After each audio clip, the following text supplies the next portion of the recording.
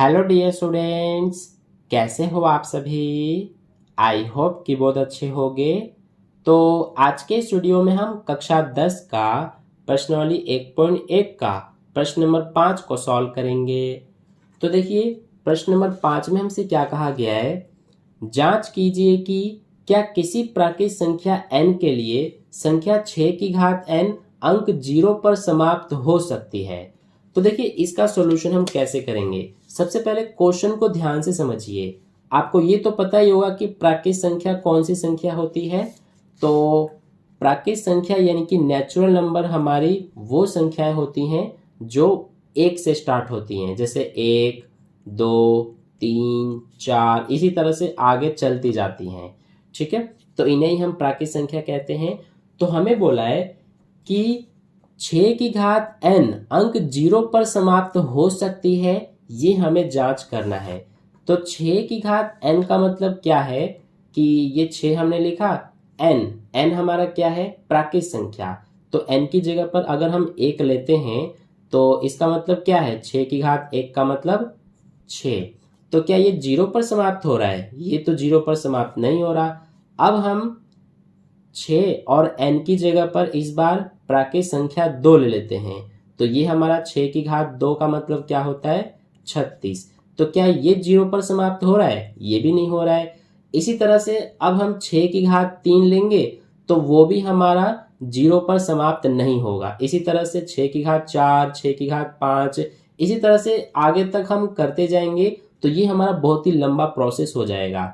तो इसका एक तरीका होता है कि हम किस तरह से ये जांच कर सकते हैं कि जो हमारा 6 की घात n है ये 0 पर समाप्त हो सकता है या नहीं। ये हम कैसे पता करेंगे, इसका एक तरीका होता है। तो सबसे पहले ये समझिए आप कि कोई भी संख्या अगर 0 पर समाप्त होती है तो उसके जो अभाज्य गुणनखंड होते हैं उसमें 2 और 5 जरूर आता है। क्योंकि देखिए 2 और 5 का गुणा करेंगे तो 10 आएगा। तो 10 हमारा ये 0 पर समाप्त हो रहा है ना।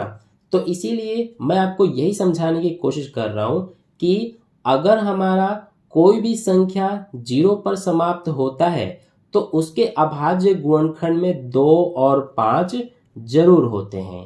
ठीक है, तो इसी चीज को यहां पर हम सबसे पहले लिखेंगे कि 0 पर समाप्त होने वाली संख्या के अभाज्य गुणनखंड में 2 और 5 होते हैं। यहाँ पर मैं लिख देता हूं।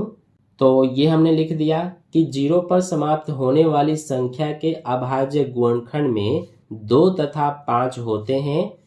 तो ये हमारा रफ वर्क है। अब देखिए हमारा संख्या क्या है, 6 की घात n। तो यहाँ से हम क्या करेंगे कि जो ये 6 है इसके हम अभाज्य गुणनखंड करके देख लेते हैं। तो 6 का जब हम अभाज्य गुणनखंड लिखेंगे तो ये हमारा 2 और 3 आएगा। और ये n जो है पावर, ये हम यहाँ पर लिख देते हैं। अब देखिए 6 का जो हमने ये अभाज्य गुणनखंड लिखा है तो इसमें हमारा 2 और 3 आ रहा है।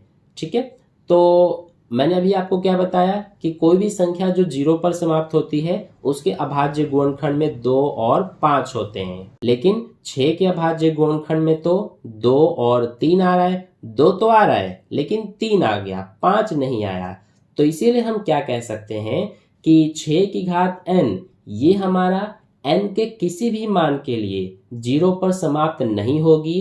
क्यों नहीं होगी, क्योंकि इसके अभाज्य गुणनखंड में 2 तो है लेकिन 5 नहीं है। तो इसीलिए जो मैंने अभी आपको बताया वो यहाँ पर मैं लिख देता हूँ। अब तो इस तरह से हमने लिख दिया कि 6 की घात n के किसी भी मान के लिए 0 पर समाप्त नहीं होगी क्योंकि इसके अभाज्य गुणनखंड में 2 है परंतु 5 नहीं है। तो इस तरह से यही हमारा प्रश्न नंबर 5 का सॉल्यूशन है। इस तरह से आपको करना है। आई होप आपको क्वेश्चन नंबर 5 का सॉल्यूशन अच्छे समझ में आ गया। तो अगर आपको वीडियो अच्छा लगा है तो वीडियो को एक लाइक ज़रूर कर देना और अपने दोस्तों के साथ भी शेयर कर देना। और जाते जाते चैनल को सब्सक्राइब करके बेल आइकन को प्रेस कर लेना ताकि नेक्स्ट क्वेश्चन की वीडियो जैसी अपलोड की जाए उसका नोटिफिकेशन सबसे पहले आप तक पहुंच जाए। तो मिलते हैं फिर नेक्स्ट वीडियो में, तब तक के लिए धन्यवाद।